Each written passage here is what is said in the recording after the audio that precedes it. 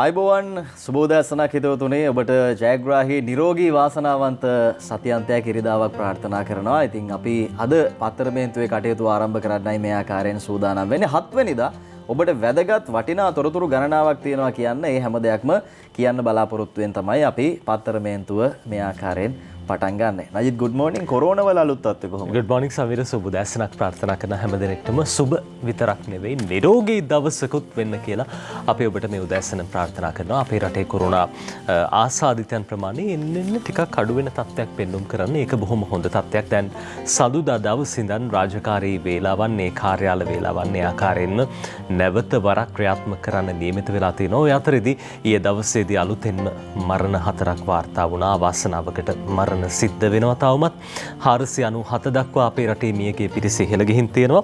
ඒ අතරදී ආසාදිතයන් ප්‍රමාණය 85336ක් සුවය ලැබලා 81769 දෙනෙකු නිවෙස් බලා ගිහින් තියෙනවා. ඔය අතරේ ප්‍රතිකාර ලබන පිරිස 3074ක්. ඒ අතරදී ලෝක තත්ත්වය ගැන කතා කරනකොට සමීර දැන් මේ වෙනකොට ලෝකයේම 11 කෝටියකට වැඩි පිරිසක් 11 කෝටි 70,59,442 දෙනෙකු කොවිඩ් ආසාදිතයන් බවට පත් වෙලා ඉන්නවා. සුවය ලැබූ පිරිස 9,29,33,541ක්. ඒ වගේම මරණ සිද්ධ වෙලා තියෙනවා 25,98,982ක්. මුළු මහත් ලෝකෙම ලක්ෂ 25කට වැඩි පිරිසක් ලක්ෂ 26ටත් දැන් ආසන්නයි එච්චර පිරිසක් මිය ගිහිල්ලා තියෙනවා කොරෝනාව හින්දා. ඒ නිසා අපි ඔබට කියන්නේ තවදුරටත් පරිස්සම් වෙන්න. ඔබ පරිස්සමෙන් කටයුතු කළොත් තමයි අපිට මේ කොරෝනා උදුර පරාජය කරන්න හැකියාව ලැබෙන්නේ. මේ තියෙන තත්ත්වයන් ජයග්‍රහණය කරන්න පුළුවන් වෙන්නේ. ඉතින් ඒ නිසා ඔබ කල්පනාකාරීව වැඩ කටයුතු කරන්න. අපි පොතක් පෙන්නනවා ඔබට උදෙන්ම අදත් තෝරගත්තා. කසුරිගේ කොළම මේ දිවයින පත්තරේ තීරු ලිපි ආශ්‍රයෙන් තමයි කරුණාදාස සූර්යරාජ් මහත්තයා මේ පොත ලියන්නේ. ඔබ දන්නවා කරුණාදාස සූර්යරාජ් මහත්තයා නැත්නම් කසුරි කිව්වහම නොදන්න කෙනෙක් නෑ. ඉතාමත් දක්ෂ ලේඛකයෙක්. ඔහු පුවත්පත් කිහිපයකම සේවය කළා. අවසානයේ මට මතක විදිහට සිළුමිණ පත්තරේ ප්‍රධාන කර්තෘවරයා විදිහට වැඩ කරේ. ඉතින් ඔහු ලියන මේ කසුරිගේ කොළම කෘතියේ මම එක තැනක් උපුටා ගන්නවා. ඊට හේතුවක් තියෙනවා මේ තැන උපුට ගන්න. මොකද අපි ඊයේ ක්‍රිකට් තරඟ දෙකක් ජයග්‍රහණය කරා. ලෙජන්ඩ්ස් තරඟයක් ඊයේ රාත්‍රියේ පැවැත්ුණා වෙස්ට් ඉන්දීස් සහ අපේ කණ්ඩායම අතර. ඒ වගේම උදෑසන කාලයේ පැවැත්ුණා ජාතික කණ්ඩායම් දෙක ඒත් බටහිරින් දෙක දෙවුවන් සහ ශ්‍රී ලංකා කණ්ඩායම අතර. ඒ තරඟ දෙකම ජයග්‍රහණය කරන්න අපිට පුළුවන් වුණා. ඒකත් එක බලන්න මේ කසුරි ලියන කතාව ICC කුසලානේ ඉන්දියාවටත් ශ්‍රී ලංකාවටත් සමසමව හිමිවීම පිළිබඳව බොහෝ දෙනා විවිධ මත පළ කරන්නට වූහ. ඔවුන් පළ කර අදහස් කීපයක් මෙසේය. වැස්සේ නැත්තම් ඉන්දියාව ගහනවා. මේ ඒ කාලේ ඔබට මැච් එක මතක ඇති. විකට් එක දඟපන්දු යවන්නන්ට වාසි වෙන්න පටන් ගත්තා. වැස්සේ නැත්තම් මුරුල ඉන්දියාව සම්බෝල කරනවා. වැඩක් නැහැ දිනුම් පෙරදුමක් නැතුව කියලා සමහර අය කියනවා. එක අතකට ඒකත් හොඳයි කණ්ඩායම් දෙකම දිනුම්. ඉතින් මේ කාරණා සියල්ල සිදුවෙද්දී හිටි හැටියේ කීවේ නෝවේ සාම නියෝජිත සෝල්හයිම් මහත්තයා මෙන්න මෙහෙම කිව්වා කියලා තියෙනවා. ඔහු නජිත් හරි ලස්සනට මේ කසුරගේ කොළම ඇතුලේ දේශපාලනයේ ක්‍රීඩාව සමාජ වටපිටාවන් මේ හැම දෙයක්ම ගලපලා ලියනවා. බලන්න මේ තරගයත් එක්ක සෝල්හයිම් මෙන්න මෙහෙම කිව්වා කියලා කියනවා. මේක ඇත්ත කතාවක් නෙමෙයි. තායිලන්තයේ සාම කතා බහේ පළමු පියවර අවසන් වුණාට පස්සේ අපිටත් වැඩක් නැහැනේ. ඉතින් අපිටත් හිතුණ මැච් එක බලන්න දෙන්න. බලාගෙන ගියාම එතනත් කිසිම සාමයක් නැහැනේ. හිටපු ගමන් කෑ ගහලා ඉල්ලීම් කරනවා. අවුට් කරන්න කියලා. ඇඟිල්ල ඉස්සුව තුඩ පයින්නවා. පිටිකරුවන්ට රවල බලනවා. ඇඟිල්ල ඉස්සුවේ නැත්තම් පන්දු යවන්න රවල බලනවා. කිසිම සදාචාරයක් නැහැ. හිටපු ගමන් මිසයිල වගේ පන්දු යවනවා. කිසිම අනුකම්පාවක් නැහැ. හිටපු ගමන් ආකාශේ පියාඹන්න වගේ හයේ පාරවල් ගහනවා. කිසිම කරුණාවක් නැහැ. නමුත් සෝල්ලයි මහත්තයා මේ සෙල්ලමේ හැටි මෙහෙම තමයි. එහෙම කියලා හරියන්නේ නැහැ. එක එක්කෙනාට හිතන විදිහට සාම විරෝධී වැඩ ක්‍රියාවලිය දෙන්න බෑ. මෙහෙම කියලා අර මැච් එකත් එක්ක හරි ලස්සනට ගලපලා කසුරිගේ කොළම ඒ කාලේ පත්තරේ ගියා. මේවා මතක ඇති ඔබට. ඉතින් හරිම ලස්සනයි. ඔබ කියවලා බලන්න මේ පොතේ සමහර තැන් ඔබේ ජීවිතේටත් ගලප ගන්න පුළුවන්. මේ කතාවයි අද දිවයින ප්‍රධාන ප්‍රවෘත්තියයි සමානයිද කියලා බලමු. ප්‍රධාන ප්‍රවෘත්ති බලන්න යන්න.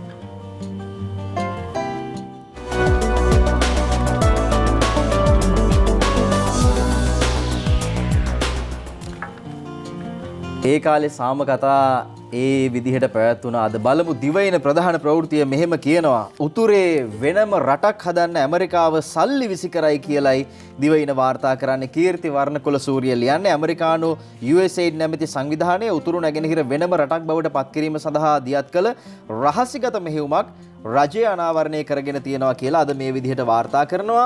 මේ සඳහා ගත වූ කාලය මුළුල්ලේම ඩොලර් මිලියන 500කට අධික මුදලක් වැය කරලා තියෙනවා කියලාත් අද දිවයින පත්තරේ මේ ආකාරයෙන් තොරතුරු අරගෙන එනවා. ඉතින් අපි දකිනවා සමහර තැන්වල මේ උතුරේ වෙනම රාජ්‍යයක් නිර්මාණය කරන්න ඒ කතා ඒ වගේම සමහර හැසිරීම් සමහර ක්‍රියාකලාපයන් මොන ආකාරයෙන්ද සිද්ධ වෙන්නේ කියලා මේ තොරතුරු හෙළිවීමත් එක්ක USAID ආයතනයේ ප්‍රධාන නිලධාරියෙකු වන ට්‍රැවිස් ගාඩන් නැමැත්තාට රාජ්‍ය නොවන සංවිධානයක මහලේකම් කාර්යාලයට පැමිණ එම රහස් වැඩපිළිවෙල ගැන කරුණු දන්වන ලෙස නියෝග කරලා තියෙන බව කෙසේ නමුත් ඔහු ඒ ප්‍රතික්ෂේප කරලා තියෙනවා කියලාත් කියනවා. මේ රහස් වැඩපිළිවෙල බහරව ක්‍රියා කළ ද්‍රවිඩ ජාතිකයා රාජ්‍ය නොවන සංවිධාන මහලේකම් කාර්යාලය හඳුනාගෙන තියෙනවා කියලාත් මේ ආකාරයෙන් දිවයින සඳහන් කරනවා.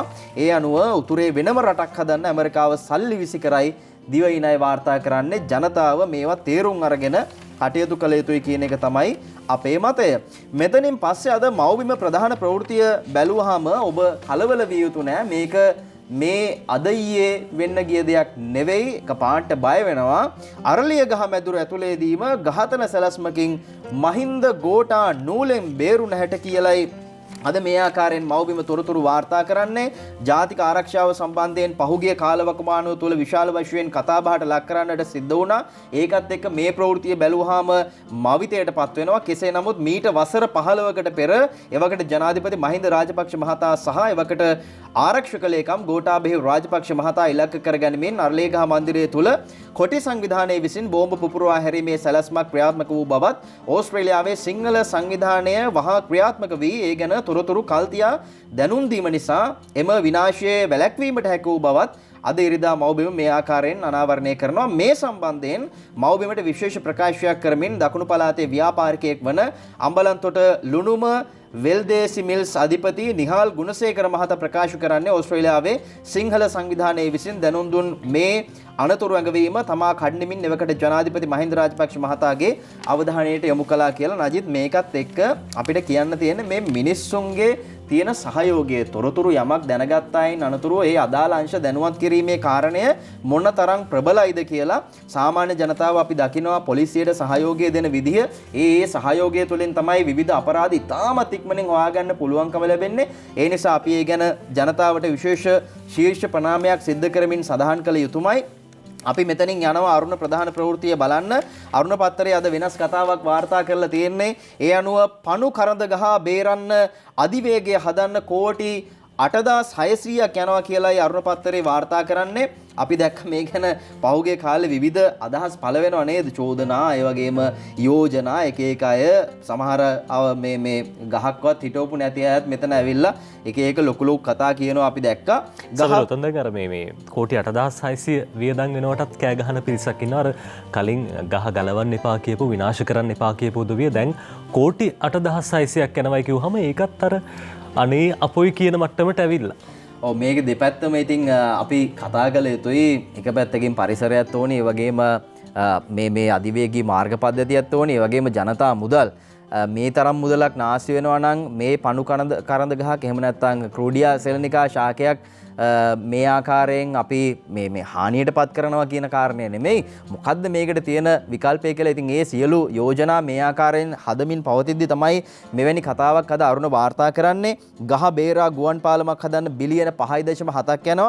ඒ වෙනම ගාණක්. ඒ වගේම දාර්ලුව දුම්රිය ස්ථානයට හා මන්තීරු 4 දුම්රියටත් බාධා පැමිණෙනවා මේ ගහ නිසා.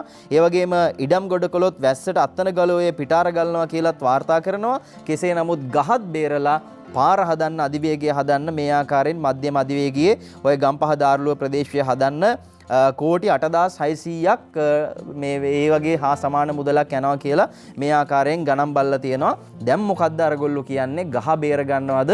ජනතා මුදල් පරිස්සම් කර ගන්නවද? නැත්නම් ජනතා මුදල් නාස්ති කරලා ගහ මොනා හරි කරලා වෙන තැනකට අරන් ගිහිල්ලා ගහ එහෙම අරන් යන එකෙත් ප්‍රශ්නයක් තියෙනවා කියලා සමහර පරිසරවේදීන් කියනවා. නමුත් සැලැස්ම වෙලා තිබුණේ කලින් එය.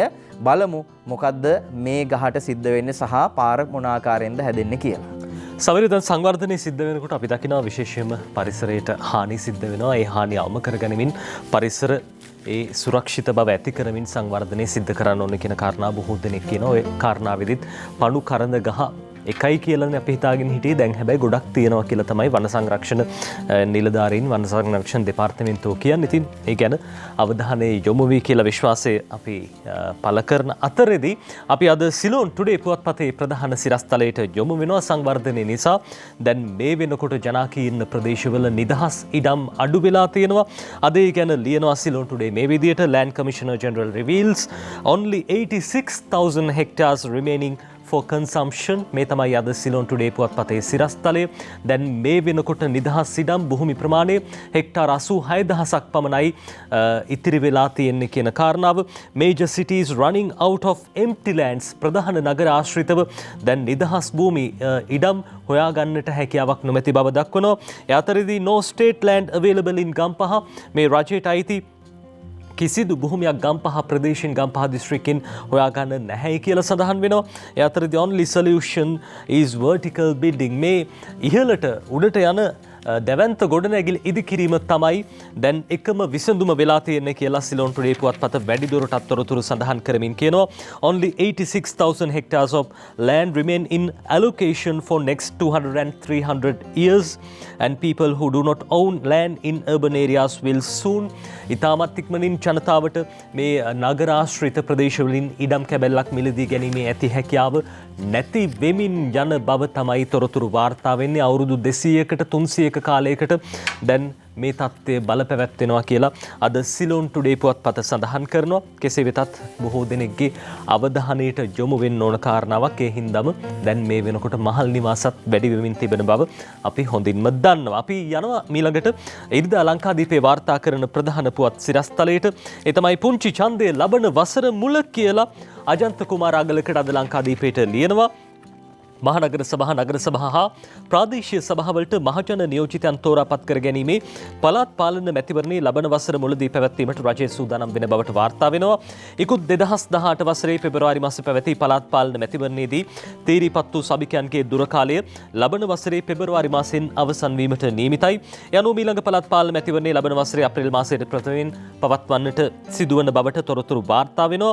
පහුගිය රජය ගෙන අදාළ සංශෝධිත පනත ප්‍රකාරව සීමා නිර්ණය කිරීම සඳහා පත් කළ කමිටු වාර්තාව පාර්ලිමේන්තුවේදී පරාජය වීමෙන් පසුව එම කමිටු වාර්තාව සමාලෝචනය කිරීම සඳහා පත් කළ හිටපු අග්‍රාමාත්‍යවරයාගේ ප්‍රධානත්වයෙන් යුතු සමාලෝචන කමිටුව සිය වාර්තාව ඉදිරිපත් නොකිරීමෙන් නව මැතිවරණ ක්‍රමය අනුව පළාත් සභා මැතිවරණය පැවැත්වීමට නම් මෙලෙස නැවත සීමා නිර්ණය කළ යුතු බවට ඔවුන් වැඩි දුරටත් නිර්දේශ කරලා තියෙනවා. ඉතින් ලබන අවුරුද්දේ මුල තියන්න හිතාගෙන හිටියත් සමහර විට ලබන අවුරුද්දේ මුල තියන්නත් වෙයිද කියලා නම් අපි දන්නේ නැහැ.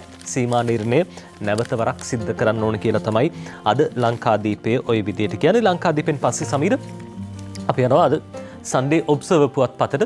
සන්ඩේ ඔබ්සර්වර් කියන කතාව විශේෂයෙන්ම දැන් පාස්කු ප්‍රහාරය පිළිබඳ විමර්ශන කොමිෂන් සභාව පිළිබඳව ඒ වාර්තාව පිළිබඳව අවධානය යොමු වෙන අතරදී මේ අලුත් ව්‍යවස්ථාවක් පිළිබඳව දැන් ඉඟි පළවෙමින් තියෙනවා. ජනාධිපතිතුමන් මැතිවරණ පොරොන්දුවක් විදිහට තුමන්ගේ ජනාධිපතිවරණයේ පොරොන්දුවක් විදිහට අලුත් ව්‍යවස්ථාවක් ගේනවා කියලා සඳහන් කළා. ඒ අනුව දැන් ඒ යෝජනාව නැත්තම් එතුමන් ඒ සඳහන් කරපු කාරණාව යථාර්ථයක් වෙන්න නියමිතයි. ඒ ගැන සන්ඩේ ඔබ්සර්වර් මේ විදිහට ලියන්නේ. මංජුල ෆර්නෑන්ඩෝ මේ පුවත ලියන්නේ.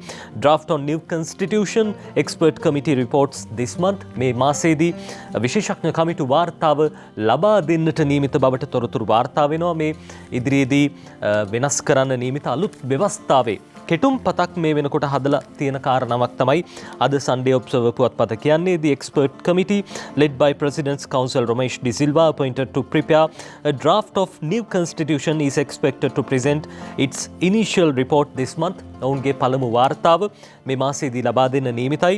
අලුත් ව්‍යවස්ථාවක් හදන්න විශේෂ කමිටුවක් පත් කළා. විශේෂඥ කමිටුවක්. එහි සභාපතිත්වයේ දරන්නේ ජනාධිපති නීතිඥ රොමේෂ් ඩි සිල්වා මහත්තයා. එතුමාගේ සභාපතිත්වයෙන් යුක්ත මේ කමිටුව ඉක්මනටම ඒ වාර්තාව බාර දෙන්න නියමිතයි කියලා අද සන්ඩේ ඔබ්සර්වර් පුවත්පත කියනවා. අද සන්ඩේ මෝර්නිං ප්‍රධාන සිරස්තලයේ විදිහට වාර්තා කරන්නේ දැන් ජිනීවා මානව හිමිකම් සමුළුවේදී අපේ රටට එරෙහි යෝජනාවලියක් ඉදිරිපත් වුණා. දැන් තවත් යෝජනාවලියක් ඉදිරිපත් වෙන්න නියමිතයි. ඒ ගැන මේ විදිහට ලියනවා Sunday Morning පුවත්පත. Sri Lanka core group at UNHRC amended draft resolution tomorrow. මේ අලුතෙන්ම වෙනස් කරපු නව වාර්තාව හෙට ඉදිරිපත් කරන්නට නියමිත බවට තමයි තොරතුරු වාර්තා වෙන්නේ. ශ්‍රී Lanka to object after studying foreign secretary මේ විදේශ ලේකම්තුමන් අද්මිරාල් ජයනාත් කොළඹගේ මහත්මයා කියන්නේ ශ්‍රී ලංකාව මේ පිළිබඳව අධ්‍යයනය කරමින් පසු වෙනවා. vote on resolution on 20th or 21st මේ යෝජනාවට එරෙහිව යෝජනාව සම්මත කර ගැනීමට ඡන්දයක් පැවැත්වෙනවා. බොහෝ රටවල් අපේ රටද පක්ෂ විශේෂම සමීර රටවල් 21ක් අපිට ඡන්දය දෙන්න කැමැත්ත පළ කරලා තියෙනවා. 15ක් තමයි විරුද්ධ වෙලා තියෙන්නේ. අපේ රටට එරෙහි වෙලා ඉන්නේ 15ක්. මේ ඡන්ද විමසීම 20 වෙනිදා හෝ 21 වෙනිදා පවත්වන්නට නියමිත බවටයි තොරතුරු වාර්තා වෙන්නේ. අද Sunday morning ප්‍රධාන සිරස්තලයේ ওই විදිහට වාර්තා කරන්නේ.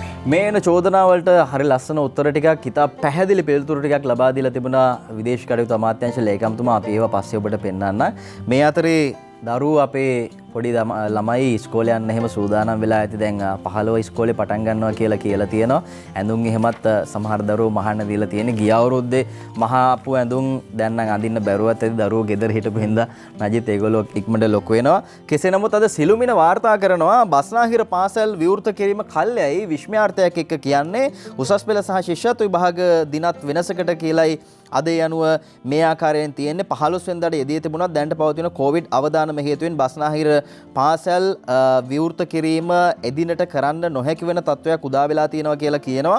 කෙසේ නමුත් මේ වෙද්දිත් මේ සම්බන්ධයෙන් අධ්‍යාපන බලධාරීන් සහ සෞඛ්‍ය බලධාරීන් අතර දිගින් දිගටම සාකච්ඡා පැවැත්වෙමින් තිබෙන අතර වාර්තා වන අන්දමට බස්නාහිර පාසල් 15 වෙනිදා විවෘත කිරීමට මේ වන තෙක් සෞඛ්‍ය අධ්‍යක්ෂ ජෙනරාල්වරයාගේ අවසරය හිමි වෙලා නැහැ.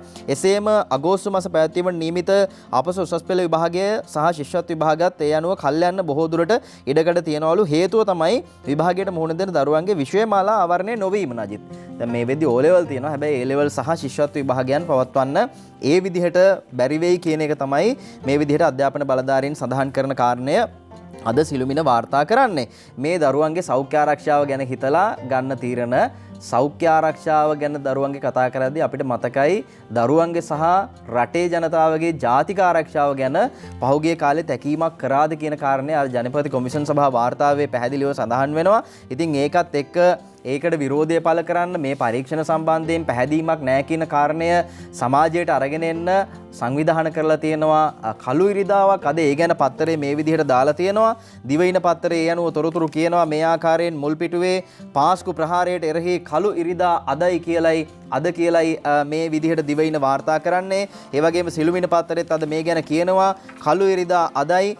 සුරේකා නිල්මිනි ඊළඟකෝන් ලියන්නේ සිළුමිණ පාස්කු ඉරුදින ත්‍රස්ස ප්‍රහාරයට මෙතෙක් විධිමත්ව යුක්තිය ඉටුවීමක් සිදු නොමැති බැවින් මාර්තු 7 වෙනිදා ඒ කියන්නේ අද බ්ලැක් සන්ඩේ ලෙස නැත්නම් කළු ඉරිදාව ලෙස නම් කරන බව කොළඹ අගරදුගුරු පදවිය විසින් ප්‍රකාශයට පත් කරලා තියෙනවා කියලා අද වාර්තා කරනවා.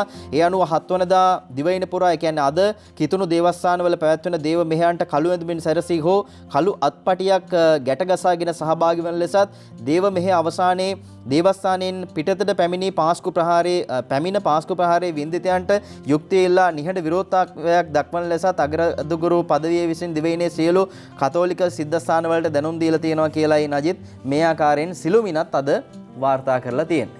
අදවසේ සිලෝන් ටුඩේ පුවත්පතත් ඒ ගැන මේ විදිහට ලියනවා. In protest against delayed justice for 21/4 victims, Catholics to wear black at mass today. අදවසේ පැවැත්වෙන දේව මෙහෙයන් සඳහා කළු ඇඳුමින් සැරසී කතෝලික කිතුණු බැතිමතුන් සහභාගී වෙන්න නියමිතයි. මේ බුද්ධික සමරවීර ලියන්නේ Catholics are to wear black when attending religious services in churches today in support of the Black Sunday protest declared by the Archdiocese of Colombo demanding justice for the victims of 21st April 2019. මේ අප්‍රේල් 21 වෙනිදා පාස්කු ප්‍රහාරයට ඒ වින්දිතයන්ට සාධාරණය ඉටු කර ගැනීම සඳහායි මේ පිරිස මේ විදිහට කළු ඇඳුමින් සැරසිලා අද දවසේ දේව මෙහෙයන්ට සහභාගී වෙන්නේ. ඊයේ දවසේ ජනාධිපතිතුමන් පවා කිව්වා ඔවුන්ගේ ඉල්ලීම් සාධාරණයි. කිතුළු බැතිමතුන් කතෝලික ජනතාව මේ සාධාරණය ඉල්ලලා තමයි කටයුතු කරන්නේ. හැබැයි සාධාරණයක් ඉටුනේ නැහැ. ඒවක පැවති රජයෙන් එතුමන්ගේ රජයේ බලයට පත් වුණු වහාම මේ පිළිබඳව පරීක්ෂණ කඩිනම් කළා. දැන් වාර්තාව ලැබිලා තියෙනවා. ඒ අවශ්‍ය නීතිමය ක්‍රියාමාර්ග ගන්න සූදානම් කියලා. හැබැයි ජනාධිපතිතුමා නීතියේ දෙවඟනට අභියෝග කරන්න සූදානම් නැහැ. ජනාධිපතිතුමා අධිකරණයට ස්වාධිපත්‍යයට ගරු කරමින් ඒ කටයුතු ඉදිරියට සිද්ධ කරන්න අධිකරණයට බලපෑම් කරන්න නැහැ කියන කාරණාව ඊ දවස් සඳහන් කළා. සමහර දේශපාලඥයෝ අපි දැක්ක කියලා තියෙනවා මේ පාස්කු ප්‍රහාරයට වගකිව යුත්තන්ට මරණ දණ්ඩනය දෙනවා කියලා. හැබැයි රටක ජනාධිපතිවරයෙක්ට මරණ දණ්ඩනය ලබා දෙන්න හැකියාවක් නැහැ. නීතියටයි ඒ හැකියාව තියෙන්නේ. ඒ අනුව ජනාධිපතිතුමා ඉදිරියේදී කටයුතු කරයි කියලා අපි විශ්වාස කරන සමීර අදස්සේ තවත් ජාතික පුවත්පත් මේ ගැන තොරතුරු කියනවා.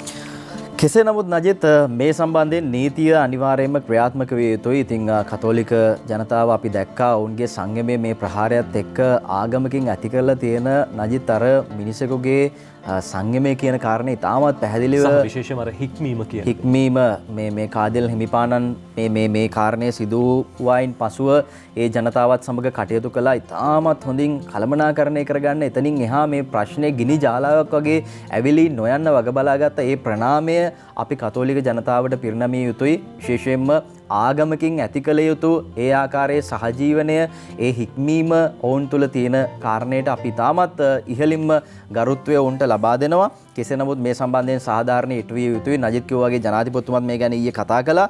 මේ අතරේ අනුර කුමාර දිසානායක මහත්තයා කියනවා අද මව්බිම් වාර්තා කරනවා ආණ්ඩුව පාස්කු වාර්තාව ප්‍රතික්ෂේප කිරීම විහිළුවක් කියලා තමයි අනුර කුමාර මහත්තයා මේ විදිහට කියලා තියෙන්නේ. පාස්කු කොමිෂන් සභා වාර්තාව ගැන මුළුමනින්ම විශ්වාසය තබා ප්‍රහාරකයන්ට දඩුවම් දෙන බව කී ආණ්ඩුවම අද එම වාර්තාව ප්‍රතික්ෂේප කිරීම විහිළු සහගත බව ජවිපෙ නායක අනුර කුමාර දිසානායක කියනවා. එදා ජනාධිපතිවරණ වේදිකාවේ පුන පුනා පාස්කු ප්‍රහාරයන් ගැන සොයා දඬුවම් දෙන බව වත්මන් ආණ්ඩුවේ පැවසුවත් මෙම ජනාධිපති කොමිෂන් සභාව හැර ආණ්ඩුව විසින් මේ සිද්ධිය සම්බන්ධයෙන් වෙනත් කිසිදු ක්‍රියාමාර්ගයක් ගෙන නොමැති බවයි ඔහු පෙන්වා දෙන්නේ.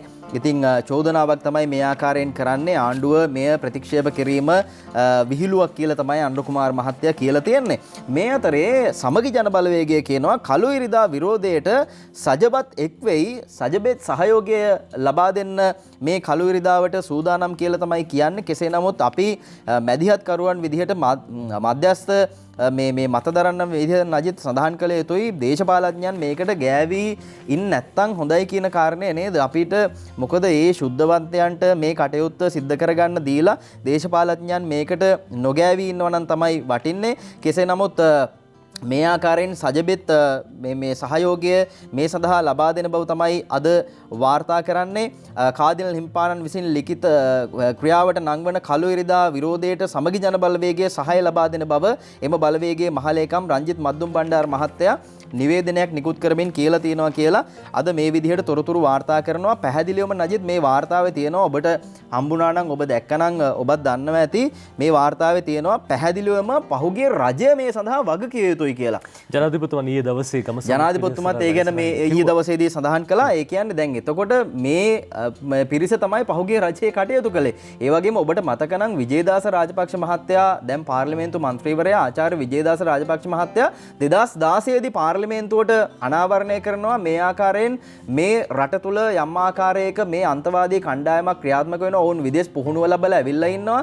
ඉතින් මේවා හොයලා බලන්න කියන කාරණය කෙසේ නමුත් විජේදාස රාජපක්ෂ මහත්තයාම පස්සේ කියනවා මේ කතාවට මුස්ලිම් මන්ත්‍රීවරු ගිහිල්ලා ඉවකට අගමැති රනිල් වික්‍රමසිංහ මහත්තයා හම්බ වෙලා කියලා තියෙනවා කියලා මේ විජේදාස රාජපක්ෂ ඉන්න ආණ්ඩුවක මුස්ලිම් මන්ත්‍රීවරුන්ගේ සහයෝගය ලබා දෙන්නේ නැහැ විජේදාසව අයින් කරන්න කියලා. ඒ අනුව 2017 අර හම්බන්තොට වරාය චීනයට දීමට විජේදාස රාජපක්ෂ මහත්තයා විරුද්ධ වුණා කියලා සාමූහික වගකීම පැහැරහැරියා කියලා ඔන්න විජේදාස මහත්තයා අයින් කරනවා. හැබැයි පැහැදිලිවම කාරණය මේක මේ පාස්කු සිද්ධිය සහ මේ අන්තවාදී කණ්ඩායම් පිළිබඳව මත පළ කිරීම වහබ්වාදයේ පිළිබඳව එතුමා පාර්ලිමේන්තුව තුළ මත පළ කිරීම නිසා තමයි ඔහුට මේ සිද්ධිය වුණේ කියලා විජේදාස රාජපක්ෂ මහත්තයා කියලා තිබුණා. අපි බලමු මේ සියලු කාරණා මතක් කරගෙන ඊයේ ජනාධිපතිතුමා මේ සඳහා ලබා දුන්න පිළිතුර.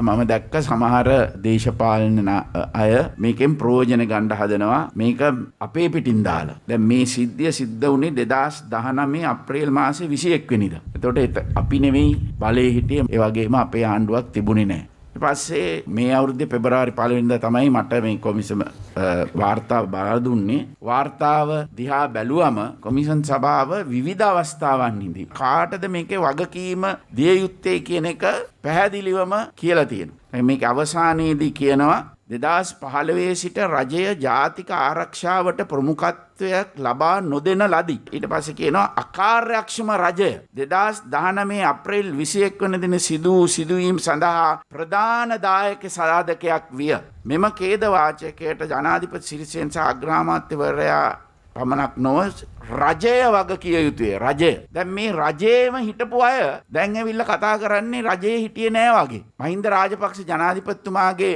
කාලේ අපි මූලිකම අපේ ප්‍රමුඛත්වයේ දුන්නේ ජාතික ආරක්ෂාවට. කොමිසමේ වාර්තාවෙන් පැහැදිලි වෙනවා ඒ යෙදුණු ආරක්ෂක වැඩපිළිවෙල දිගටම ගෙන ගියේ නැති නිසා තමයි මෙවැනි තත්ත්වයක් ආවේ. මේ කොමිසම පත් කරේ මම නෙමෙයි. අපේ හිටපු ජනාධිපතිතුමා ඒ රජය මේක සමහර අය හිටපු ජනාධිපතිතුමාට මේක පටවලා බේරෙන්න හදනවා. මේකේ පැහැදිලිවම කියවෙනවා එදා එතුමාටත් ඒ රජයෙන් එතුමාගේ බලතල හක් කරා. හැබැයි දැන් එය නිශ්ශබ්දව ඉන්නවා. දමිල අන්තවාදී බෙදුම්වාදී ත්‍රස්තවාදයටවත් ඉස්ලාම ආගමික අන්තවාදයටත් විශ්වාසවන්නට කිසිම අයුරකින් ඉඳ තියන්නේ අපි ඒ ගත යුතු පියවර ගැනීමට අපේ රජය වගකීමෙන් කටයුතු කරනවා. දැන් මේ පාස්කු ඉරිදා සිද්ධියට අපේ රජය වග කියවන්නයි කියන අභූත පදනම් විරහිත චෝදනාව අපි සම්පූර්ණයෙන්ම ප්‍රතික්ෂේප කරනවා.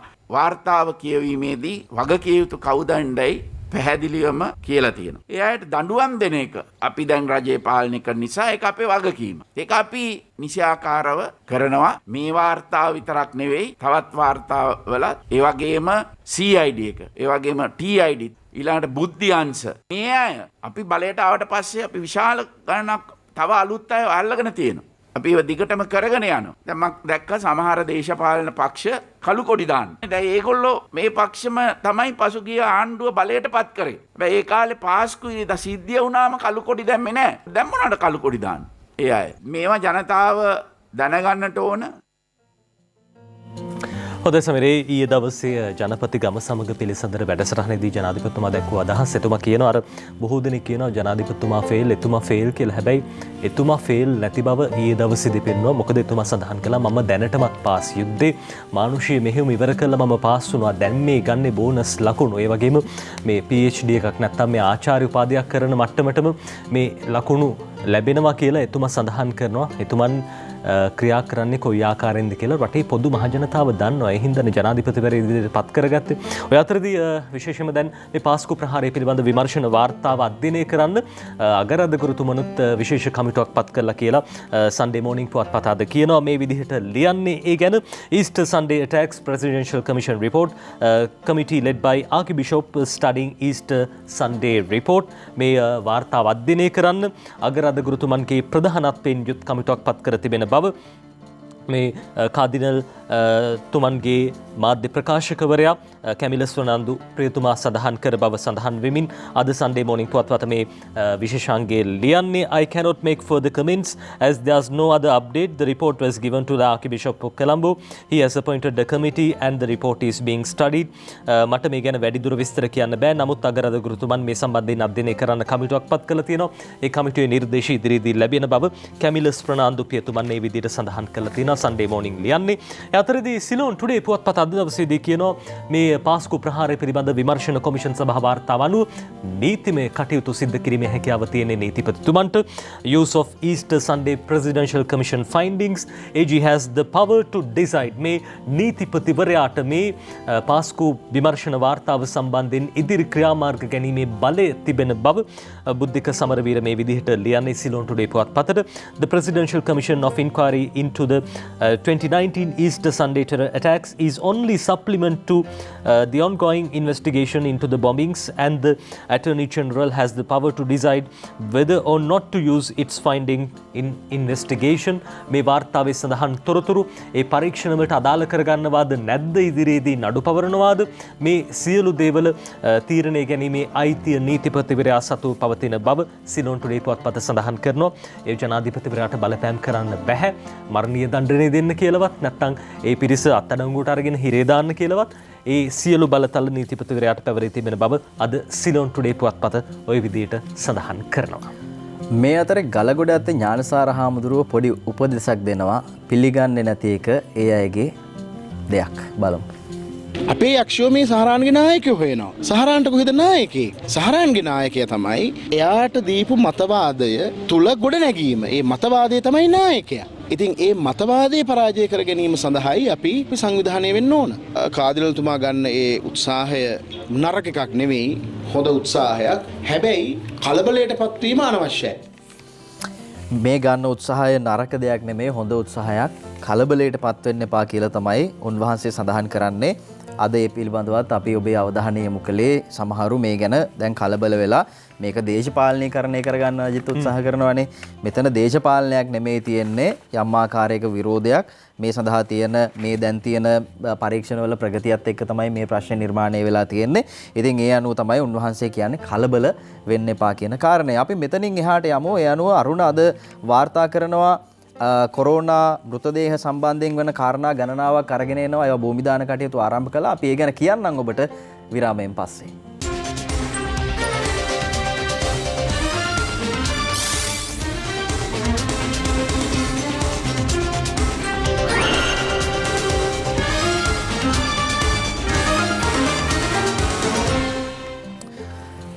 කොරෝන ප්‍රශ්නෙත් එක්ක නජිත් ජීවත් වෙලා ඉන්න මිනිස්සුන්ට මොන වගේ ආරක්ෂාවක්ද ලබා දෙන්නේ කියන කාරණේ සම්බන්ධයෙන් තමයි බොහෝ දෙනා කතාබහට සැලකිල්ලට ලක් කළේ. කෙසේ නමුත් සමහරුන්ගේ මේ මරණ සම්බන්ධයෙන් වන ලොකු කතාබහක් විවේචනයක් තිබුණා. ඉතින් ඒ සියලු කරුණු අද වාර්තා කරනවා.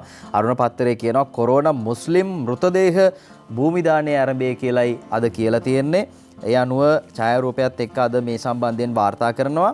මේකත් එක්ක අරුණ පත්තරේම තියෙනවා මේ සමහර කාරණා සමහර තෝරාගත්ත ප්‍රදේශ පිළිබඳව මුහුදු කූඩැල්ලන් ව්‍යාපෘතයට බාධා වේයයි ඉරණතිව් වැසියන් උස්සිගැන්වීම පිටුපස උතුරේ දේශපාලඥයන් ඉන්නවා කියලයි මේ විදිහට අරුණ කියන්නේ. මුලතිව් දූපතේ ඉරණතිව් දූපතේ මුස්ලිම් දේහයන් භූමිදානයට එරෙහිව දෙමළ ජනතාව පෙළඹවීම පිටුපස ප්‍රබල දේශපාලඥයෙකුත් ඉන්නවා කියලා තොරතුරු හෙළි වෙලා තියෙනවා. මේ දේශපාලඥයාගේ හිතවතෙකු විසින් මේ දූපතේ මුහුදු කූඩැල්ලන් ව්‍යාපෘතියක් ආරම්භ කරන්න සැලසුම් කරලා තියෙනවා.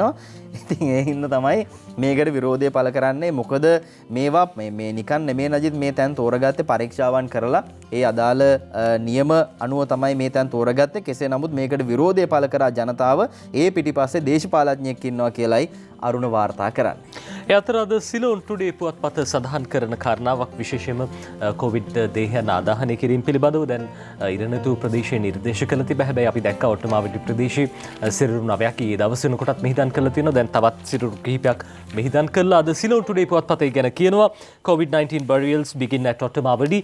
මේ පුවත ලියන්නේ දිලාන්ති Jayamanne. The process of burying COVID-19 deceased commenced on Friday with burials and remains of 9 persons who succumbed fast spreading viral infection in Ottamawadi Batiklo. මඩකලපුවේ මේ ඔට්ටමාවඩි ප්‍රදේශයේදී සිරුරු 9ක් භූමදානය කිරීමේ කටයුතු සිද්ධ වෙලා තියෙනවා.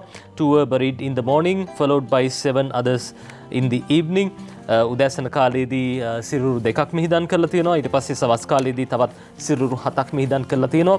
ඒ වගේම අපි දැක්ක ඊයේ දවසේත් වාර්තා වුණා තවත් සිරුරු කිහිපයක් මිහිදන් කළා කියලා. ඉතින් දැන් මේ කටයුත්තට බාධාවක් නැහැ.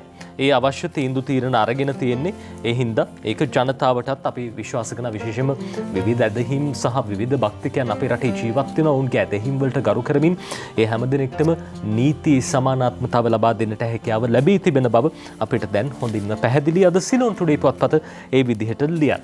කෙසේ නමුත් සමහර අයට සැක සංකා මතුවෙන්න ඉඩකඩ තියෙනවා. හේතුව තමයි මේ සඳහා මේ විවිධ භූමියන් විශේෂිත වූ භූමියන් තෝරගනිද්දී දැන් අර විශේෂඥයයි කියා ගන්නා ඒ පෙරිස් කියලා තිබ්බ පරිසරයට කිසි හානියක් වෙන්නේ නැහැ, මේවා ජලයට මිශ්‍ර වෙන්නේ නැහැ කියලා. එහෙමනම් ඇයි මේ විශේෂිත භූමියන් තෝරගන්නේ කියන කාරණය අපිට නෙමේ සමහර අයට ප්‍රශ්නයක් වෙන්නත් ඉඩකඩ තියෙනවා. කෙසේ නමුත් අද මේ පිළිබඳවත් සහ කොරෝනා සම්බන්ධයෙන් තවදුරටත් තොරතුරු වාර්තා කරනවා. සිළුමිණට ගියාම 60ට වැඩි අයට රට පුරා කොවිඩ් එන්නත් කියලායි කියන්නේ. භක්ති ධර්මප්‍රිය මෙන්ඩිස් ලියනවා යනෝ වයස අවුරුදු 60ට වැඩි පුද්ගලයන් සඳහා කොවිඩ් එන්නත ලබා දීම ලබන සතියේදී සිදු කරනවා කියලා කියනවා. නජිත් වැඩිහිටි ජනගහනය සඳහා ප්‍රමුඛත්වය ලබා දෙන්න යුනිසෙෆ් සංවිධානය කොවැක්ස් ක්‍රමවේදය හරහා කොවැක්ස් මේ එන්නත ලබා දෙන්න නියමිතයි. ඉතින් එන්නත් මාත්‍රා 2,64,000ක් ලංකාවට ලැබෙනවා. දැන් අපිට ලැබෙන්නේ මේ කොවිෂීල්ඩ් එන්නත. කොවිෂීල්ඩ්නේ අපි මේ ආකාරයෙන් ලංකාව පුරා එන්නත් කරණය සිද්ධ කරන්නේ. කොවැක්ස් ලැබෙනවා. ඉතින් කොවැක්ස් ලැබුණාම 60ට වැඩි ජනතාවට අපේ ජ්‍යෙෂ්ඨ පුරවැසියන්ට ලබා දෙන්න හැකියාව ලැබෙනවා කියලයි සෞඛ්‍ය අංශ සඳහන් කරන්නේ. සමීර 60ට වැඩි පිරිසට එන්නත් ලබා දෙන හේතුව අද මේ විදිහට Sunday Observer ලියනවා. ඒ ගැන විශේෂයෙන්ම නදීර ගුණතිලක මේ විදිහට ලියන්නේ over 220 persons above 70 years highest number of COVID-19 deaths in Colombo. මේ කොළඹ දිස්ත්‍රික්කෙන් සිද්ධ වෙච්ච මරණ ප්‍රමාණයෙන් වැඩිම පිරිසක් වාර්තා වෙන්නේ වැඩිහිටියන්. ඒ වගේම වැඩිම මරණ ප්‍රමාණය වාර්තා වෙන්නේ කොළඹ දිස්ත්‍රික්කෙන්. දැන් මේ වෙනකොට කොළඹ සිද්ධ වෙලා තියෙන මරණ 220න් 70ට වැඩි පිරිස් බොහෝමයක් ඉන්නවා කියලා තමයි තොරතුරු වාර්තා වෙන්නේ. Around 223 persons out of 493 who died from COVID-19 in the country were above 70 and around 265 of them were from the Colombo district. Colombo district in 265ක් වාර්තා වෙනවා මියගිය පිරිස්. ඒ අතරිනුත් වැඩිම පිරිසක් අවුරුදු 70ට වැඩි අය කියලා තමයි තොරතුරු වාර්තා වෙන්නේ. මේ හින්දා විශේෂයෙන්ම අවුරුදු 60ට වැඩි පුද්ගලයින්ට මේ කොරෝනා එන්නත ලබා දීමේ වැදගත්කම ප්‍රමුඛත්වය අනිවාර්යෙන්ම සැලකිය යුතුයි කියන කාරණාව අද Sunday Observer පුවත්පතත් ওই විදිහට සඳහන් කරනවා. කොළඹ මරණ වැඩි වුණා කොරෝනා හින්දා දිවයින අද වාර්තා කරනවා කොරෝනා අඩු කරන්න කොළඹ එන්නත් වැඩි කරන්න සූදානම් කියලා. ඒ අනුව කොළඹ කොරෝනා අඩු කරන්න එන්නත් දීම වැඩි කරයි කියලයි අද දිවයින වාර්තා කරන්නේ. මේ බව ආරක්ෂක මාණ්ඩලික ප්‍රධානී යුද හමුදාපති සහ COVID-19 පැතිරීම වැළැක්වීමේ ජාතික ක්‍රියාන්විත මධ්‍යස්ථානයේ ප්‍රධානී ජෙනරාල් ශමේන්ද්‍ර සිල්වා මහත්තයා කියනවා. බස්නාහිර පළාතේ කොළඹ සහ තදාසන්න ප්‍රදේශවල තවදුරටත් ආසාත්‍යයන් වැඩි වශයෙන් වාර්තා වෙමින් පැවතිනවා.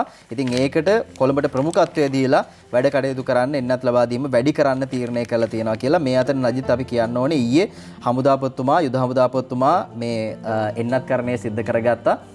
මේ යුද හමුදා රෝහලට ගිහිල්ලා එතුමා නජිත් අපි විශේෂයෙන් ස්තුතිවන්ත වෙන්න ඕනේ එතුමාට සියලු හමුදා නිලධාරීන් එන්නත් කරණය සිද්ධ කරගත්තට පස්සේ තමයි යුද හමුදාපතිතුමා ඊයේ ගිහිල්ලා එන්නත ලබා ගත්තේ. අපි උත්තමාචාර්ය අපේ ශවේන්ද්‍ර සිල්වා මහත්මයාට ඒ සියලු සමාජිකයන් ගැන හිතලා අවසානයේ එතුමා එන්නත් කරණය සිද්ධ කරගත්තා කියන කාරණයට අපේ ශීර්ෂ ප්‍රණාමය දැක්විය යුතුයි. ඒ ගැන අපි සඳහන් කරනවා. නජිත් ඒ අතරේ දැන් අපේ රටට එන්නත් මිලදී ගැනීම සඳහා අවශ්‍ය යනුම් ලබා දීලා තියෙනවා කියලා Sunday Observer පුවත්පත කියනවා. අපිට ආධාර වශයෙන් නැත්තම් ඒ පරිත්‍යාග විදිහට ලැබෙන එන්නත් වලට අමතරව රටක් විදිහට අපිත් එන්නත් මිලදී ගන්න කටයුතු කරනවා. ඒ ගැන Sunday Observer ලියන්නේ මෙහෙම purchase order for 18 million මිලියන 18ක එන්නත් මාත්‍ර ලබා ගන්න. දැන් මේ වෙනකොට purchase order නැත්තම් මේ මිලදී ගැනීමේ ඒ අවශ්‍ය කුයිතාන්සි ලබා දීලා තියෙනවායි කියලා. Government releases funds for rupees 10 million more doses of COVID-19 vaccines. Government releases funds for 10 million more doses. මේ තවත් අමතර මිලියන 10ක එන්නත් ලබා ගැනීම සඳහා මේ වෙනකොට අවශ්‍ය මුදල් නිදහස් කර තිබෙන බව Sunday Observer පුවත්පත ඔය විදිහට සඳහන් කරනවා. ඒ අතර සමීර අපේ ප්‍රධාන සිරස්තලවලින් කිව්වා ජගත් මානව හිමිකම් සැසිවාරයේ පැවැත්වෙන අපිට එහි යෝජනාවක් දැන් ඉදිරියේදී ඡන්ද විමසීමකට නියමිතයි. මේ හින්දා අර අපි විශේෂම කැම්පේන් එකක් නැත්නම් අපේ රට පිළිබඳව ප්‍රවර්ධනය කිරීම අනිවාර්ය කරුණක් අවශ්‍ය කරුණක් අපි දකිනවා. LTT හිතවාදී ඩයස්පෝරාව මේ කටයුත්ත බොහොම ජයටම කරගෙන යනවා. ඒ හින්දා අපිට රටක් විදිහට දෙවෙනි වෙන්න හැකියාවක් නැහැ. අපි වැරදි කරලා නැහැ සමීරේ. හින්දා තමයි මේ විදිහට අපේ රට පිළිබඳව ඒ ප්‍රවර්ධන කටයුතු සිද්ධ කරන්න ඕනේ. අපේ මිතුරු රටවල් වලට සඳහන් කරන්න ඕනේ, ඉල්ලන්න ඕනේ අපිටත් ඡන්දේ ලබා දෙන්න. අපේ මේවැනි විශේෂයෙන්ම මානව හිමිකම් උල්ලංඝනය වෙන දේවල් සිද්ධ වෙලා නැහැ කියන කාරණාව ලෝකේ පුරාම ප්‍රචලිත කරන්න ඕනේ. ඒ වෙනුවෙන් දැන් මේ වෙනකොට අවශ්‍ය මිෂන් එක මෙහෙයුම සිද්ධ කරනවා කියලා සිලොන් ටුඩේ පුවත්පත ලියනවා. UNHRC resolution against Sri Lanka මේ ශ්‍රී ලංකාවට එරෙහි ජගත් මානව හිමිකම් සැසිවාරයේ යෝජනාවලිය පිළිබඳව to envoy on a vote hunt in Colombo. මේ විශේෂයෙන්ම කොළඹ දැන් මේ වෙනකොට මේ නියෝජිතයන් දෙදෙනෙකු මේ ඡන්ද ලබා ගැනීමේ මෙහෙයුමක් ආරම්භ කරලා තියෙනවා. විදේශ රටවල තානාපති කාර්යාලවලට ගිහිල්ලා ඔවුන්ගෙන් විශේෂයෙන්ම අපේ රටට සහයෝගය ලබා දෙන්න කියලා ඉල්ලීමක් කරනවා. Two heads of mission in Colombo representing two countries in the core group sponsoring of a resolution against Sri Lanka at the United Nations Human Rights Council in Geneva have met a couple of other heads of missionary recently allegedly to the urge them to vote against Sri Lanka at the 46th session of the UNHRC. විශේෂයෙන්ම මේ යෝජනාවට එරෙහිව ඡන්දේ ලබා දෙන්න කියලා මේ ඉල්ලමින් මේ පිරිස දැන් කටයුතු කරන බව තමයි අද සිලොන් ටුඩේ පුවත්පත සඳහන් කරන්නේ. මේ අතරේ බැචල්ට ලංකාවේ සංචාරයකට එන්න කියලා ආරාධනා කරන්න රජය තීරණය කරලා තියෙනවා. නජිත් අද ඒ ගැන වාර්තා කරනවා එක්සත් ජාතීන්ගේ මානව හිමිකම් කොමසාරිස්ට එන්න පුළුවන් ඇවිල්ලා ලංකාවට සැබෑ තත්ත්වය බලා කියා ගන්න හැකියාව ලැබෙනවා කියලායි මේ ආකාරයෙන් මේ රජය තීරණය කරලා තියෙන්නේ. ඒ වගේම අනිකුත් සමාජිකයන්ට මේ මානව හිමිකම් චෝදනා එල්ල කරන සියලු දෙනාට අපේ රටට එන්න කියලා රජය කියන්න සූදානම් කියලා අද දිවයින වාර්තා කරනවා. ඒ වගේම ඉන්දියාවේ තීරණය අනිද්දා කියලා කියනවා. ඡන්දය පැවැත්වෙන්නේ ලබන අඟහරුවාද කියලායි වාර්තා කරන්නේ. ඒ අනුව රටවල් 47ක් මේ ඡන්ද විමසීමට සහභාගී වෙනවා. ඉන්දියාව මොකද කරන්න කියන ප්‍රශ්නාර්ථය අපේ ඉදිරියේ තාමත් තියෙනවා. ඉතින් ඉන්දියාවේ තීරණය අනිද්දා වෙනකොට බොහෝ විට ලැබෙයි කියලායි දිවයින කියලා තියෙන්නේ. මේ අතරේ අල් ජසීරා මාධ්‍ය සමගින් අපේ රටේ විදේශ කටයුතු අමාත්‍යාංශ ලේකම්වරයා සම්මුඛ සාකච්ඡාවක් පැවැත්වුවා. ප්‍රශ්න ගණනාවකට පිළිතුරු ලබා දුන්නා. බලමු එතුමා මොනවද කියන්නේ කියලා මේ ගැන. Speaking of minorities, the president, a former army officer, is accused of stalling efforts to prosecute those who were responsible of committing atrocities during the civil war. There were commitments made by your country back in 2010-15 that this is going to go forward along with the United Nations Human Rights Council. We don't see any indication that this government is committed to bring to justice those people who made those crimes. Well, you see any criteria, it is how you look at it. And if you mention the period 2009 to 2015, 3 presidential commissions were appointed. Parnagama Commission, Udulagama Commission, Lessons Learned and Reconciliation Commission. We were gearing for a domestic mechanism. 92% of land which was acquired by the army during the conflict were returned. About 6 million anti-personnel mines were cleared. 295,000 people who were used as a human shield and came to the government side were resettled and their houses were reconstructed.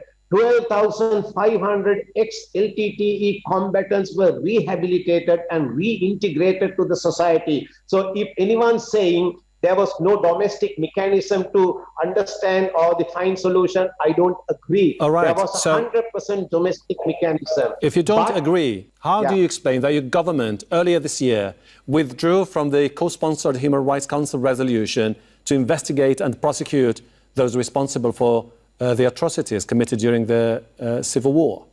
Well, I have a simple answer. The government which co-sponsored the 30/1, we call it in 2015, what you are referring to, I request you to study as to what happened to that government. Yeah. None of those architects of that 30/1 is in politics today. They are all wiped out by the people, right?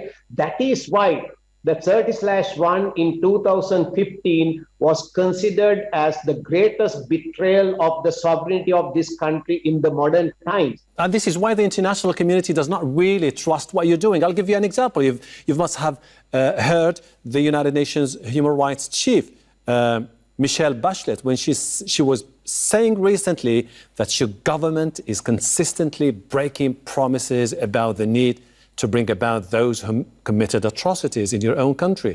She simply does not trust your government. Well, she doesn't trust the government. She is not here. She never visited here. None of her rapporteurs visited here. These are all desktop reports and some shadow reporting going from somewhere. There are various lobbies who have lots of money, right? So this is not a bona fide, a genuine report. We reject this report completely. Now, I think, look at Sri Lanka. We are a small country, small population. We are more interested than any outside power to keep our country together, keep peace and stability in our country, keep the social harmony. We are more interested than anyone else. So it is our country, it is our people, it is our brothers.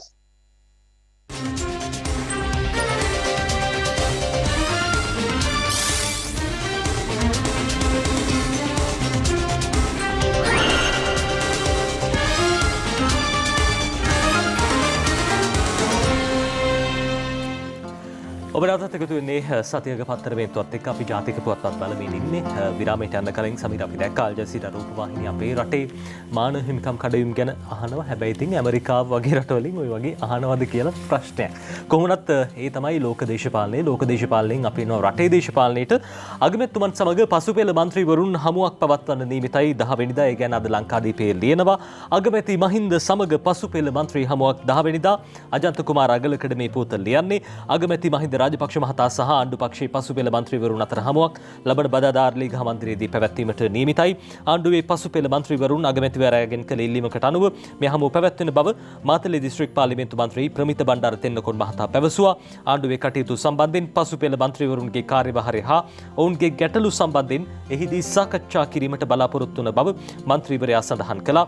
ආණ්ඩුවේ පසුපෙළ මන්ත්‍රීවරු ජනාධිපති ගෝඨාභය රාජපක්ෂ මහතා සහ පොදු ඡන්ද පෙරමුණේ නිර්මාතෘ බැසිල් රාජපක්ෂ මහතාද පසුගියදා වෙනම හමු වී සාකච්ඡා පැවැත්වුවා කියලා වැඩි දුරටත් ලංකාදීපයේ ওই විදියට කියන. ලංකාදීපයේ ඒ ප්‍රවෘත්තියත් එක්කම විශේෂම ඊළඟට අපි අවධානය යොමු කරන සූදානම් තවත් විශේෂ කාරණාවක් සමගි ජන බලවේගයේ ඔවුන්ගේ සංවත්සරය හෙට පැවැත්වෙනවා.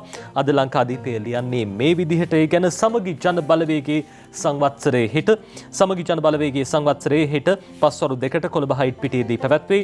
සෞඛ්‍ය ආරක්ෂිත ක්‍රම අනුගමනය කරමින් මේ සංවත්සරයේ පවත්වනු ලබන බව පක්ෂයේ මහලේකම් රංජිත් මද්දුම් බණ්ඩාර මහතා පැවසුවා. පක්ෂ නායක සජිත් ප්‍රේමදාස මහතාගේ ප්‍රධානත්වයෙන් පැවැත්වෙන මෙම සංවත්සර උත්සවයට පක්ෂයේ පාර්ලිමේන්තු මන්ත්‍රීවරු ප්‍රාදේශීය දේශපාලනඥයෝ සහභාගී වෙනු ඇතැයිද රංජිත් මද්දුම් බණ්ඩාර මහතා වැඩි දුරටත් කිව්වා කියලා අද ලංකාදීපයේ ওই විදිහට ලියනවා. සෞඛ්‍ය ආරක්ෂණ ක්‍රමවේද අනුගමනය කරමින් ඉතාමත් ඉවසීමෙන් සංයමයෙන් යුතුව මේ කටයුතු වලට සම්බන්ධ වෙන්න කියලා අපි ජනතාවගෙන් ඉල්ලීමක් කරනවා. ඔබ රටේ තියෙන තත්ත්වය දන්නවා. කොරෝනාත් එක්ක මේ අවස්ථාවට මේ සියලු අවස්ථාවන් වලට ඔබේ ජීවිතේ ඔබේ ආර්ථික මේ කාරණාවකට හැර වෙනත් කිසිම දෙයකට නොයනවා නම් තමයි හොඳ. කෙසේ නමුත් ඔබ දන්නවා අපි දැන් කියලා මේ ඇති හැම දෙයක්ම ඔබට කියලා තියෙන්නේ මේ සම්බන්ධයෙන් වන කාරණා. මේ අතරේ අරුණ කියනවා කිරිපිටි රුපියල් 100කින් ඒ වගේම ගෑස් රුපියල් 400කින් වැඩි වෙන්න මිල වැඩි කරන්න පාරිභෝගික අධිකාරිය හරහට හිටියේ කියලායි වාර්තා කරන්නේ. මේ සම්බන්ධයෙන් ඒ අදාළ සමාගම් ඉල්ලීම් කරලා තියෙනවා. කිරිපිටි සමාගම් 3ක් කිරිපිටි ග්‍රෑම් 400 පැකට්ටුවක් රුපියල් 40කින් ඒ වගේම කිලෝග්‍රෑම් එක පැකට්ටුවක් රුපියල් 100කින් වැඩි කරන්න අවසරලා තියෙනවා. ගෑසුත් එහෙමයි. හැබැයි පාරිභෝගික අධිකාරිය හරහට හිටියේ කියලායි කියන්නේ. සිංහල දෙමළ අලුත් අවුරුද්දත් ළඟම එනවා. මේවා දකින්නකොට අපේ ඇස් නම් උඩ යනවා නචිත්. හැබැයි අවසර දීලා නැහැ කියන එකත් ඊට පහලින් තියෙන හින්දා සැනසුම් සුසුමක් හෙලන්න පුළුවන්. ඔය අතරේ ජනාධිපතිතුමා සඳහන් කරපු කාරණාවක් ලංකාදීපයේ ලියනවා. ජනපති අනුමැතියකින් තොරව මින්පසු ගැසට් බැහැ කියලා එතුමන් සඳහන් කරලා තියෙනවා. අපි දැක්ක පහුගිය දවස්වල ගැසට් නිකුත් වෙනවා. හැබැයි පාලන මිල සමහර වෙලාවට ක්‍රියාත්මක වෙන්නෙත් නැහැ. ඒ තීන්දුව තීරණ ක්‍රියාත්මක වෙන්නෙත් නැහැ. මේ හින්දා තමයි ජනාධිපතිතුමන් මේ තීරණය අරන් තියෙන්නේ. මින් ඉදිරියට තමන්ගේ අනුදැනුමකින් තොරව කිසිදු ගැසට් පත්‍රයක් නිකුත් නොකරන ලෙසට ජනාධිපති ගෝඨාභය රාජපක්ෂ මහතා සියලු ඇමතිවරුන්ට උපදෙස් ලබා දී ඇත. ඇතැම් අමාත්‍යාංශ වලින් ගැසට් පත්‍ර නිකුත් කිරීමේදී අවශ්‍ය පරමාර්ථ ඉටු නොවන තත්ත්වයක් පවතින නිසා ජනාධිපතිවරයා මෙම උපදෙස් දෙනු ලැබූ බව අමාත්‍ය මහින්ද අමරවීර මහතාගෙන් කළ විමසීමකදී ලංකාදීප පුවත්පතට ඒ විදිහට සඳහන් කළා කියලා අද ওই විදිහට වාර්තා කරනවා. ඒ අතරේ වැඩි මිලට හාල් විකුණු දහසකට නඩු කියලා මහින්ද නිශංක අද ලංකාදීපයට මේ විදිහට ලියන්නේ. පාලන මිල ඉක්මවා සහල් අලෙවි කළ කූට වෙළඳුන් දහසකට වැඩි පිරිසක් පසුගිය සති දෙක තුලදී අත්අඩංගුවට ගැනීමට හැකි වූ බව පාරිභෝගික අධිකාරිය පවසනවා. වැඩි මිලට සහල් අලෙවි කරමින් පාරිභෝගිකයන් ගසා කෑ වෙළඳුන්ට එරෙහිව නඩු පැවරීමටද පියවරගෙන තියෙනවා කියලා ලංකාදීපය අද කියනවා. මේ අතරේ අරුණට ගියාම අරුණ වාර්තා කරනවා වැඩ බැරි සභාපතිවරුන් හා අධ්‍යක්ෂකවරුන් ගැන ඇමතීන්ගෙන් ජනපතිට පැමිණිලි කියලායි කියන්නේ. බලන්න මේ ඊළඟ කාරණේ දහඩිය ගඳ නිසා මහජන දිනයේ නොතියන සභාපතිවරුත් ඉන්නවා කියලා මේ විදිහට මේ පුවතට අදාළව කියනවා. ඉතින් සංස්ථා සහ ව්‍යවස්ථාපිත ආයතන වලට පත් කරලා ඉන්න සභාපතිවරුන් හා අධ්‍යක්ෂකවරුන්ගෙන් බොහොමයක් දෙනා දේශපාලන අධිකාරියත් එක්ක කටයුතු නොකිරීම නිසා ඒ පිළිබඳව ඇමතිවරුන් කිහිප දෙනෙකු ජනාධිපතිවරයාට පැමිණිලි කරලා තියෙනවා. මේකේ දෙපැත්තක් තියෙනවා නජිත්. දැන් මේ සභාපතිවරු සමහර අය ඉන්නේ මේ අදාළ අමාත්‍යවරයා නිර්දේශ කරපු අය නෙමෙයි. ඉතින් අමාත්‍යවරයාට ඕනේ එක්කෙනෙක් දාගන්න ඕනේ හින්දා දන්නේ නැහැ මෙහෙම කතාවක් කියලා තියෙන්නේ පැමිණිලි කරලා තියෙන්නේ. කෙසේ නමුත් වැඩ කරන්නේ නැති අය ඉන්නවා නම් ඒකත් ප්‍රශ්නයක්. දේශපාලන අධිකාරියත් එක්ක නිසි සම්බන්ධතාවය නැත්තම් ජනතා ප්‍රශ්න වලට නිසි විසඳුම් ලබා දෙන්න බෑ. ඉතින් ඒ නිසා මේ එහෙම අය ඉන්නවා නම් ඒ අයට යන්න පාර පෙන්නුවට කමක් නැහැ. මේ අතරේ මේ රාජ්‍ය නිලධාරීන් ගැන මතක් කරද්දී පළාත් සභාවල අයත් දැන් ඔන්න ටයිකෝට් ඇඳලා මේ ඇඳුම් එහෙම සුදු ඇඳුම් එහෙම මහගෙන ඉන්නවා ඡන්දය ළඟ ළඟ එයි කියලා. අද ඒ අනුව දිවයින වාර්තා කරනවා පළාත් සභා ඡන්දය තව කල් යන හැඩ. අපරාධ සමහර විට ඇඳුම් මහපු ඒවා කල්යන් හැඩක් කියලා තියෙනවා. ලංකාදීපේ හැබැයි මීට වෙනස් කතාවක් දාලා තිබුණේ පුංචි ඡන්දය ළඟ ළඟම නේද ලබන වසරේ මුල කියලා තිබුණ ලංකාදීප ප්‍රධාන සිරස්තලෙන්. හැබැයි දිවයින කියනවා පළාත් සභා ඡන්දය තව කල්යන හැඩ කියලා මේ ආකාරයෙන් වාර්තා කිරීමත් එක්ක ඒ අදාළ മന്ത്രിවරුන්ට පොඩ්ඩක් අඩිය පස්සට තියන්න වෙයි. ඔය ඡන්දය තියෙන කාලෙට සමීර සමහරලාට දේශපාලන ඒ අධිකාරියට උදව් කරලා දේශපාලන හිතවතුන් පස්සේ කාලෙකදී වාසි ලබා ගන්න උත්සාහ කරනවා. අද ලංකාදීපේ කියන ඒ වගේ කතාවක් දේශපාලන හිතවත්තු 765ක් වැලි බලපත්‍ර ඉල්ලති කියලා දයාසිරි ලියනගේ ලියන්නේ. දේශපාලනඥයන්ගේ හිතවත්තු 765 දෙනෙකුට වැලි කැණීම් බලපත්‍ර ලබා ගැනීම සඳහා භූවිද්‍යා හා පතල් කැණීම් කාර්යාංශයට අයදුම්පත් ඉදිරිපත් කර ඇති බවට වාර්තා වෙනවා කියලා. කිසිම දේශපාලනඥයෙකුගේ ඉල්ලීමකට වැලි කැණීම් බලපත්‍ර ලබා නොදෙන ලෙසට පරිසර ඇමති මහින්ද අමරවීර මහතා උපදෙස් දී ඇතත් විවිධ අයථා මාර්ග ඔස්සේ මෙම බලපත්‍ර ලබා ගැනීමට උත්සාහ කරනවා කියලා තොරතුරු වාර්තා වෙනවා. ඉදිරි වසර 4ක කාලය සඳහා වැලි සහ වැලි ඝන මීටර මිලියන 55ක් අවශ්‍ය බවට සඳහන් කරන එම කාර්යාංශය දැනට ලබා දීමට හැකියාව ඇත්තේ ඝන මීටර මිලියන 41ක් කියලත් වැඩිදුරටත් කියනවා. ඉතින් 55ක් ඕනේ. හැබැයි 41යි දෙන්න පුළුවන්. ඒකත් බරපතල තත්ත්වයක්. අපි මේ වැලි කතාවත් එක්ක පරිසරය හා සබැඳී කාරණා කිහිපයකට යනවා. අද සිළුමිණ කියනවා සිංහරාජ දෙල්ගොඩ රක්ෂිතයේ අක්කර 143කට හොරෝප්පු හදලා කියලා. සිංහරාජය කියන්නේ මේ තෙත් වනාන්තර අතරින් නජිත් අපි තාමත් මේ වගකීමෙන් ආරක්ෂා කරගත යුතු වනාන්තරයක් ලෝක උරුමයක් බවට පත් වෙලා තියෙන අන්නේ නිසා අපිට ඔක්සිජන් ලබා දෙන අපිට හුස්ම ගැනීම සඳහා දැවැන්ත දායකත්වයක් ලබා දෙන රක්ෂිතයක්. හැබැයි ඉතින් මේවට හොරෝප්පු හදලා සමහර අය මේවා තමන්ගේ කරගෙන තියෙනවා කියලා අද ඒ අනුව වාර්තා කරනවා. රක්ෂිතය හා සම්බන්ධ අක්කර 143ක වනාන්තර භූමියක් සඳහා ව්‍යාජ ඔප්පු සකස් කරගත් පිරිසක් තේවගාව ව්‍යාප්ත කරමින් සිටිනවා කියලයි මේ ආකාරයෙන් තොරතුරු කියලා තියෙන්නේ. ඉතින් තේද වටින්නේ හුස්ම ගන්න එකද වටින්නේ කියලා කල්පනා කරලා බලන්න. තේ වවනවා නම් ඕන තරම් ඉඩම් තියෙනවා. ඒවට පොඩ්ඩක් ඇහැ ගහන්න. මේ වගේ දෙයක් මේ ජාතික සම්පත් ලෝක උරුමයන් නාස්ති කරන්නේ නැතුව කියන එක අපි ඔබට සිහිපත් කරනවා. මේ අතරේ මව්බිමට ගියාම මුතුරාජ වලින් ඇල්ලූ 700 යලි ගණී කියලා වාර්තා කරනවා. මහින්ද අමරවීර පරසේර අමාත්‍යවරයාගේ ප්‍රකාශයක් එක්කයි අද මේ සම්බන්ධයෙන් තොරතුරු අරගෙන එන්නේ. මුතුරාජවැල තෙත්බිමේ ඉඩම් අත්පත් කරගෙන ඉන්න පෞද්ගලික සමාගම සතු අක්කර 700ක ඉඩම් ප්‍රමාණය නැවත රජයට පවරාගෙන මුතුරාජවැල තෙත්බිම් කලාපයට ලබා ගැනීමට කටයුතු කරන බව මහින්ද අමරවීර මහත්තයා කියනවා. එම සමාගම සතු භූමියේ මේ ආකාරයෙන් වෙඩිපිටි ඒ වගේම ගෝල් ෆේස් පිටි හා හෝටල් ආරම්භ කරන්න සැලසුම් කරලා තිබුණත් ඒ කිසිවකට අවසර නොදෙනවා කියලයි අමාත්‍යවරයා සඳහන් කරන්නේ. මේ ගැන අජිත් විස්තර කලින් කිව්ව හින්දා මම වැඩිදුර තොරතුරු කියන්න යන්නේ නැහැ. හොඳයි අපි ටැබ්ලොයිඩ් පුවත්පත් බලන සූදානම් වෙන්නේ. සමීර අපි අතර ඉඳපු විශිෂ්ට ගායකයෙක් මිල්ටන් මල්ලවරච්චි මහත්මයා. එතුමන්ගේ 23 වෙනි ගුණානුස්මරණයේ යෙදෙන්න නියමිතයි මාර්තු මාසේ 10 වෙනිදාට. ඒ ගැන මේ විත අද විශේෂාංගයක් බොහොම අපූර්වට ලියලා තියෙනවා. මිල්ටන් මල්ලවාරච්චි කියන්නේ නජිත් අපි දන්නවා විරහ ගීතයේ සදාතනික කඳුල කියලයි මිල්ටන් මල්ලවාරච්චි මහත්මයාව හඳුන්වන්නේ. ඉතින් එතුමා සම්බන්ධයෙන් කතා කරද්දී චිත්‍රපට 180කට පමණ ගීත ගායනා කරලා තියෙනවා. ඒ වගේම සරල ගී, කැසට් ඇටි, සංයුක්ත ඇටි සඳහා ඔහු ගායනා කරලා තියෙන ගීත ප්‍රමාණය 1000කට ආසන්නයි. මල්ලවාරච්චි අප අතරින් සමුගෙන මාර්තු 10 වෙනිදාට අවුරුදු 23ක් සපිරෙනවා කියලා ඔහු ගැන සියලු තොරතුරු මේ ආකාරයෙන් අද මීවිත ඇතුලේ අරගෙන එනවා. අද අරුණ පුවත්පතේ පිනිපල මේ විදිහට ලියනවා. විශේෂයෙන්ම මණිරත්නම් ඒ අසහාය චිත්‍රපට අධ්‍යක්ෂවරයා පිළිබඳව ලංකාවේ රූපගත කරන්න ඉදපු චිත්‍රපටයක් දැන් කොරෝනා හින්දා ලංකාවේ රූපගත කරන්න බැරුණා. ඉන්දියාවේ මේ චිත්‍රපටය අවසන් කළා කියලා අද පිනිපලස ලියනවා. මේ විදිහට ලංකාවේ රූපගත කරන්න සූදානම් වූ මණිරත්නම්ගේ චිත්‍රපටය ඉන්දියාවේදී අවසන් වෙයි. චිත්‍රපටයේ ගීත 12ක් ඇතුළත් වෙනවා. චිත්‍රපටය සඳහා ලංකා මුදලින් රුපියල් කෝටි 1300ක් වියදම් කර තිබෙනවා. ලංකාවේ දර්ශන ඉන්දියානු චිත්‍රාගාරයක් තුල නිර්මාණය කළා.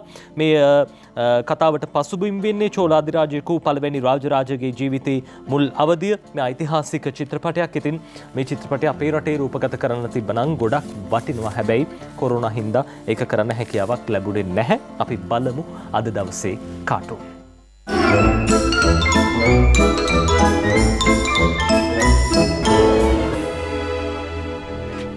පත්තරයක තියෙනවා අද ලංකෝනිස් කාටුනය කොළඹ ඔක්සිජන් ප්‍රතිශතය පහලට කියලා ඒකත් එක්ක ලංකෝනිස් සහ අනිත් පුද්ගලයා අතර කතාවක් තියෙන්නේ මෙන්න මෙහෙම කාටුන් එක බලන්න මෙහෙම ගියොත් මේකත් ලොකු ප්‍රශ්නයක් වෙන්න බැරි නෑ. ඔව් අර ඔක්සිජන් මොකටද කියලා අහපු උදවියට ඇර කියලා කියනවා. ඔක්සිජන් මොකටද කියලා අහපු උදවිය හිටියා. ඒ අයට හැර මේකත් ලොකු ප්‍රශ්නයක් වෙයි කියලායි ලංකෝනිස් කියන්නේ. අපි සිළුමිණ පුවත්පතේ ඩී ක්ලික් කාටුනේ බලන්න සූදානම් වෙන්නේ. මේ බලන්න මේ දවස්වල බොහොම ජනප්‍රිය මාතෘකාවක් මේ දවස්වල උද්ඝෝෂණ සිද්ධ වෙනවා. භූමි දාණයට මෙහෙ ගේන්න එපා. මේ දකුණේ ජනතාවත් කියනවා. ඒ අතරේ නැගෙනහිර ජනතාවත් කියනවා භූමි දාණයට මෙහෙ ඉඩ නැහැ. ඒ අතරේ උතුරේ ජනතාවත් කියනවා භූමි දාණයට මෙහෙ ගේන්න එපා කියලා. ඔය අතරේ තවත් අපිට වද නොදී අපිව නිදහස් කරනවා හොඳයි කියලා කියනවා. මේ භූතාත්ම නැත්තම් මේ මියගේ පිරිස්වල අපි කියන්නේ මනෝකායද කියලා. ඒ වගේ අය තමයි කියන්නේ තවත් අපිට වද නොදී අපිව නිදහස් කරනවා හොඳයි කියලා. අනේ අපිට භූමි දාණය වෙන්න ඉඩ දෙන්න කියලා. කුරේරණන් අද ලොකු ටොක්කක් අනින්නේ අරුණ පත්තරේ හසන්ත විජේනායකගේ බලන්න දේශපාලඥයෙක් ඇවිල්ලා කියනවා විශ්‍රාමික මන්ත්‍රීවරුන්ටත් කොවිඩ් එන්නත දෙන්න දින වෙන් කරලා ලංකාවේ විශ්‍රාම යන මන්ත්‍රීවරු ඉන්නවද සර් කියලා අහලා තියෙනවා. මේ දිවයින පුවත්පතේ අද දවසේ කාටුනේ බලන්නේ මේ මිෂෙල් බැචලි මහත්මිය ඉන්නවා. එතුමිය ගමන් මල්ලක් අරගෙන මේ සූට් කේසයක් බ්‍රීෆ් කේසයක් වගේ එකක් අරන් යනවා. ජගත් මානව හිමිකම් කියලා තමයි ඒකේ ලියලා තියෙන්නේ. හැබැයි එතුමිය ඇස් බැඳගෙන යන්නේ එතුමියට පේන්නේ නැහැ. මේ පිටිපස්සේ ඉන්න LTTE ළමා සොල්දාදුවන් එතන මානව හිමිකම් කඩවීමක් නෙවෙයිද සිද්ධ වෙන්නේ කියලා රටක් විදිහට අපි අහනවා. හිටිවනේ අපි කියන්නේ අද අවධාරණය පිණිසයි අනුරාධ හිරිපිටියගේ ත්‍රස්යෝ පාස්කුවදා ජීවිත ගිල්ලා කාලය ගියත් චූදිතයන් නැත අල්ලා කළු ඉරිදාව මොරදෙයි යුක්තිය ඉල්ලා බලධාරියනි අදවත් ඇස් ඇරපල්ලා කියලා දිවයින පත්තරේ මේ ආකාරයෙන් අනුරාධ හිරිපිටිය කවීවර කරලා තියෙනවා. අද දවස බලධාරීන්ගේ ඇස්සැරෙන දවසක් වෙන්න කියලා අපි ප්‍රාර්ථනා කරන ගමන්ම සූදානම් වෙන්නේ අදට සතියක පත්තර මෙන්තුව අවසන් කරන්න. එහෙමනම් අපි ගිහින් එන්න. සමිර අනිවාර්යෙන් විවේකී සතියන්තයේ බුද්ධිමත්ම විවේකයේ ලබා දෙන්න අපි ස්වාධීන රූපවාහිනියත් එක්ක ඔබ රැඳෙන්න ඔබට ජයග්‍රාහී විවේකී සතියන්තයක් ප්‍රාර්ථනා කරනවා. ආයුබෝවන්.